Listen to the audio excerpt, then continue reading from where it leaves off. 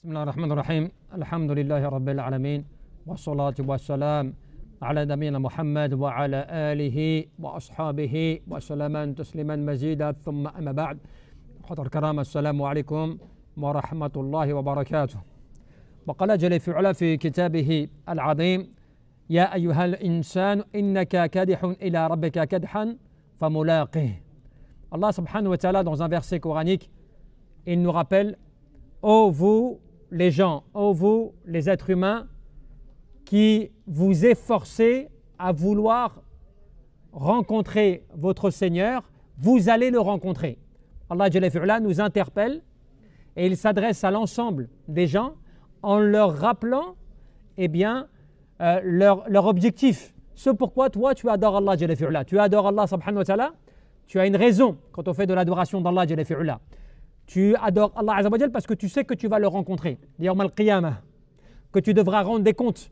Allah subhanahu wa ta'ala. Donc Allah Azza wa Jal, il s'adresse à l'ensemble des gens pour leur rappeler que déjà premièrement, Allah subhanahu wa ta'ala sait parfaitement que tu fais des efforts. Ya ayyuhal insanu innaka kadihun ila rabbika kadahan famulaqih. Que il voit bien que tu fais des efforts. Mais pourquoi? Pour ton Seigneur. Afin de pouvoir rencontrer ton Seigneur, Allah Jalla fi'ala. وكذلك في هذه الآية, et ce verset, qu'est-ce qu'il te démontre? إثبات لقاء الله عز وجل ويؤخذ من ذلك أنه يجب على الإنسان أن يستعد. Par rapport à cela, qu'est-ce que tu comprends de ce verset? Que, eh bien, la rencontre avec Allah Jalla fi'ala, elle est avérée. إثبات كذلك, eh bien, لقاء الله سبحانه وتعالى. Grâce à ce verset, entre autres, eh bien, il t'est affirmé, il t'est attesté que la rencontre avec Allah Jalla fi'ala va se faire. Que ce n'est pas quelque chose qui est une métaphore, ce n'est pas quelque chose qu'on dit comme cela.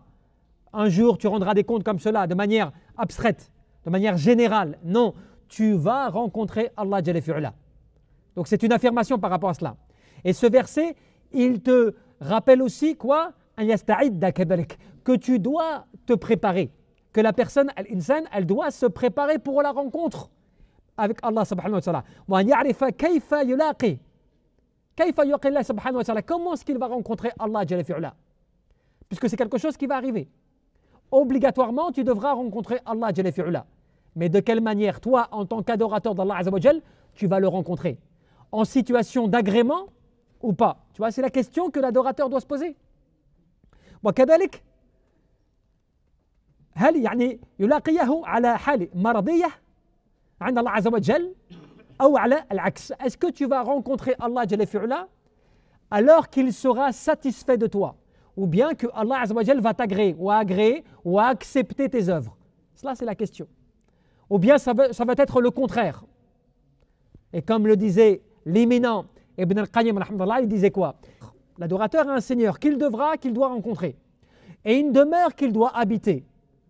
فينبغي له أن يسترضي ربه قبل لقائه وأن يعمر بيته قبل انتقاله إليه.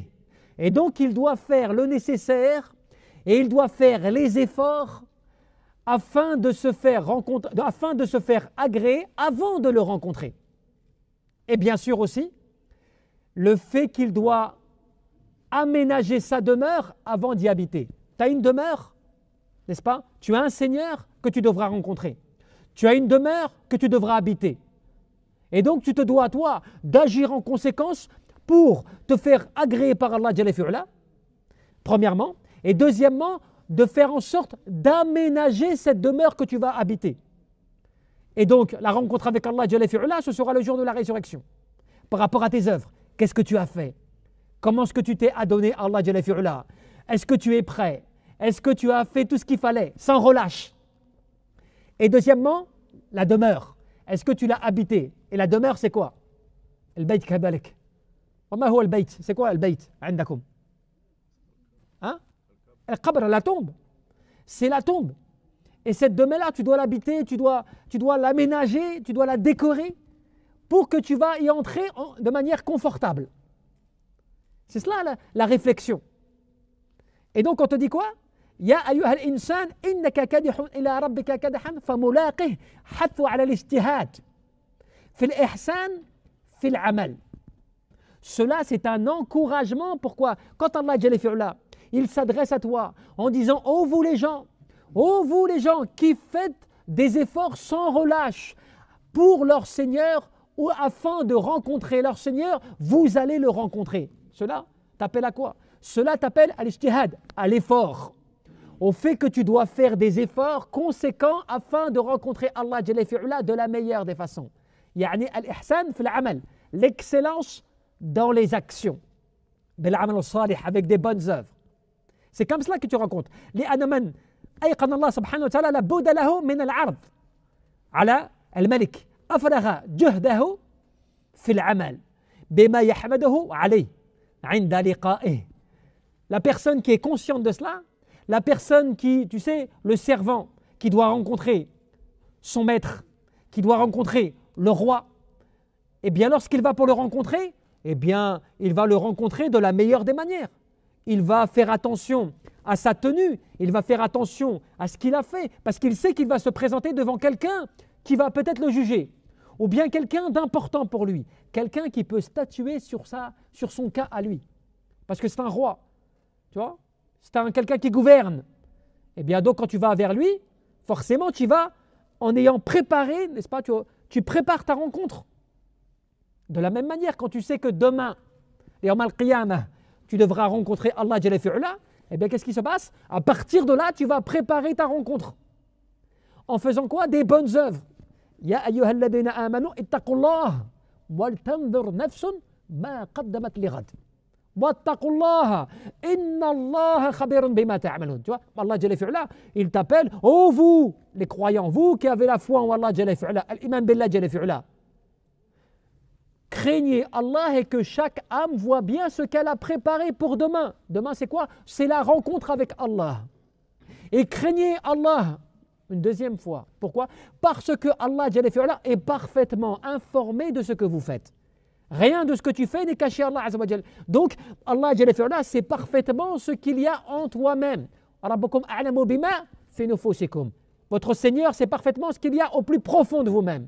Donc toi, quand tu sais cela, normalement, al-aqil, al-kayyis, l'intelligent, le raisonnable, eh bien, il va se dire: il faut que je prépare mes œuvres, il faut que je prépare mes actions, de sorte de rencontrer le roi, celui qui est le roi du jour, de la résurrection, Allah Jalla fi'ula, le Seigneur des mondes, Rabbul Alamin, qui doit nous juger, qui doit nous demander des comptes. Donc, on va le rencontrer de la meilleure des façons.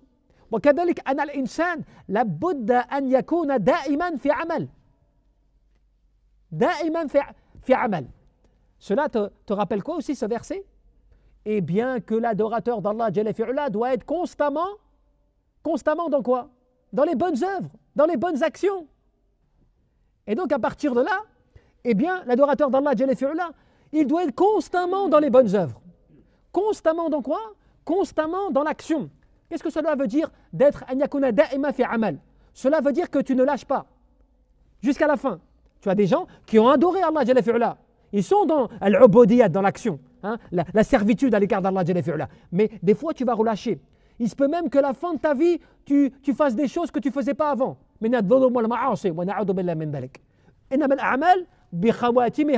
donc, tu dois faire attention parce que les œuvres, elles dépendent de leur finalité. La fin.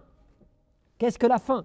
Qu'est-ce que ta dernière œuvre sur laquelle tu vas quitter ce bas monde? Donc, à partir de là, subhanallah, tu te rappelles que tu dois rester dans l'action. ويحتاج كذلك من عمل إلى عمل ليس في حياته عطلة إطلاقا. L'adorateur d'Allah Jalla fi'ula, il ne peut pas se contenter de faire une pause. Tu as vu quand on te dit sans relâche, que tu es sans relâche à la rencontre de ton Seigneur, qu'est-ce que cela veut dire? Tu ne fais pas de pause. C'est quoi la pause? C'est que tu ne te dis pas oui bon c'est bon, je vais ralentir mes prières, je vais ralentir mes bonnes œuvres, je vais me ralentir un petit peu ce mois-ci, on verra le mois prochain. Hein, je vais faire des actions, mais là j'en ai déjà beaucoup faites. Jamais tu dois penser comme cela. Pourquoi? Tu dois te dire, subhanallah, il se peut que je parte ce mois-ci. Il se peut que je parte dans cette semaine. Donc, je ne dois pas lâcher. Je dois faire le maximum. Constamment dans l'œuvre, dans l'action. Avec excellence, tu adores Allah subhanahu wa ta'ala parce que tu ne sais pas quand tu vas le rencontrer. De quelle manière tu vas le rencontrer? Est-ce que tes œuvres déjà, jusqu'à aujourd'hui, est-ce que jusqu'à aujourd'hui, Allah il a accepté tes œuvres ou pas? Tout cela, tu ne le sais pas. Donc tu dois te préparer en espérant que Allah a accepté cela. Et إنك كدح إشارة إلى أن هذا الكدح سوف يعني يستمر إلى ملاقاة الله سبحانه وتعالى. Et Allah il a donné une indication, il a marqué une chose particulière dans ce verset. Le fait que tu fasses des efforts, cela mentionne le fait aussi de l'importance pour toi d'être dans l'action, de préparer tes œuvres afin de pouvoir le rencontrer. Ce n'est pas simplement tu vas le rencontrer comme cela, tu le rencontres comme cela. C'est bon, je vais rencontrer Allah, on verra. Donc qu'est-ce que tu fais en général? Quand même tu vas travailler, imaginons tu as un travail, tu as un travail que tu veux faire demain, tu vas rencontrer le patron, quelqu'un qui dirige, un dirigeant. Il peut décider pour ton cas professionnel. C'est une occasion, une opportunité pour toi. Demain, tu vas le rencontrer. Est-ce que tu y vas comme cela, les mains dans les poches? J'ai rien préparé, j'ai pas de CV, les mains dans les poches comme cela. On va voir, je vais discuter. Je vais débattre avec lui. Tu vas y aller avec humilité, en espérant qu'il porte de l'attention à ton cas. Vous avez quoi, monsieur, dans votre vie? Quelle est votre expérience? Quel est votre passif? Est-ce que vous connaissez ce métier ou pas? Est-ce que vous êtes motivé ou pas? N'est-ce pas? Est-ce que vous êtes motivé? Toi-même, tu sais que quand tu n'es pas motivé, tu ne dis pas vraiment la vérité. Oui, monsieur, je suis motivé. Je suis prêt, donnez-moi le travail qu'il faut. Je suis motivé. Donnez-moi n'importe quoi, je suis capable de le faire. C'est vrai ou pas? Beaucoup de gens s'engagent comme cela. Mais après, c'est après. La différence qu'il y a entre la parole et l'acte. La personne est très motivée par sa langue, et quand tu la mets dans l'action, c'est autre chose. Elle se démotive. Au bout de 2-3 jours, elle jette l'éponge. Elle ne vient plus, elle vient en retard. Tu n'es pas motivé. Tu n'es pas vraiment sincère. Et bien de la même manière, tu rencontres Allah, tu vas comme cela. C'est bon, j'ai fait des prières. C'est bon, j'ai fait ceci, j'ai fait cela. Mais tu ne sais pas si Allah va le prendre en compte. Donc, tu persistes constamment, tu es dans l'adoration d'Allah avec une sincérité et une véracité dans les paroles et dans les actes, parce que tu ne sais pas si Allah accepte cela. Tu crains qu'Allah ne l'ait pas accepté. Donc tu te rappelles cette parole de l'érudit en te disant, l'adorateur a un Seigneur qu'il devra rencontrer et il a une demeure qu'il devra habiter. Il doit se préparer pour se faire agréer avant de rencontrer son Seigneur. Et il doit aménager sa demeure avant de l'habiter. Allah que tu vas rencontrer, et ta tombe dans laquelle tu vas rentrer, qui est ta demeure, al-barzakh, la demeure intermédiaire, la barrière, dans laquelle tu vas être posé pendant un certain nombre de temps, en attente du jour de la résurrection. La résurrection. La récompense d'Allah Azza wa Jal. Tu vois? Tout cela, eh bien, tu te rappelles que ça rentre à travers ce verset. Oh, vous les gens, toi qui fais des efforts à vouloir rencontrer ton Seigneur, tu vas le rencontrer, une certitude. L'affirmation de la rencontre certaine, incontestable avec Allah Jalla fi'ula, que chaque adorateur devra. Mais surtout, le rappel du verset qu'on a cité tout à l'heure, وَلَا تَكُونُوا كَالَّذِينَ نَسُوا اللَّهَ فَأَنْسَاهُمْ أَنفُسَهُمْ أُولَٰئِكَ هُمُ الْفَاسِقُونَ. Ne soyez pas comme ceux qui ont oublié Allah. Allah a fait en sorte qu'ils se sont oubliés eux-mêmes. Et voilà les vrais pervers. C'est-à-dire que toi, par le fait que tu t'oublies, tu restes dans ton monde parallèle de ce bas monde où tu penses que la vie c'est profiter uniquement, où je pense un petit peu comme cela à ma religion, mais sans plus, sans trop d'efforts. Et puis, ce n'est pas grave, donc c'est une façon d'oublier Allah Jalla fi'ula. Ou d'oublier quoi? D'oublier la rencontre avec Allah subhanahu wa ta'ala. Et cela, c'est dangereux. Pourquoi? Puisqu'Allah Jalla fi'ula, il peut faire en sorte que toi-même, tu vas t'oublier après. Tu vas t'oublier toi-même. En quoi je vais m'oublier? Je vais m'oublier par le fait de faire al-amal al-salih, des bonnes œuvres, des bonnes actions. Tu vois? Des bonnes choses.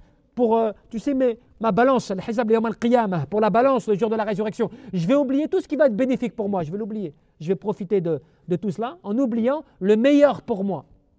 Tout cela à cause de quoi?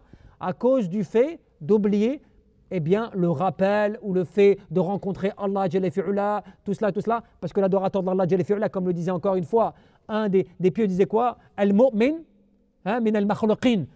Le croyant, il fait partie des adorateurs d'Allah Jalla fi'ula. Ka'inan.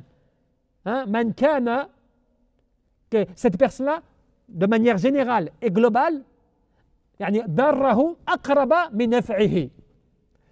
En réalité, vous savez, l'adorateur d'Allah Azza wa Jal, le serviteur d'Allah, dans sa vie au quotidien, dans notre vie à nous, on est beaucoup plus exposé au mal qu'au bien. C'est vrai ou pas?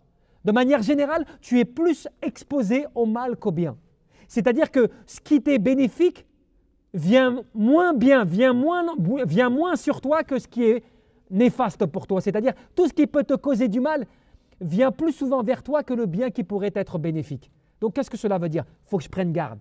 Faut que je fasse attention, que je fasse attention à tout ce qui vient vers moi, de peur que, eh bien, je ne me perde, tu vois, dans les choses mauvaises qui vont me toucher et qui vont me perdre dans mon adoration d'Allah subhanahu wa ta'ala. Allahu a'lam.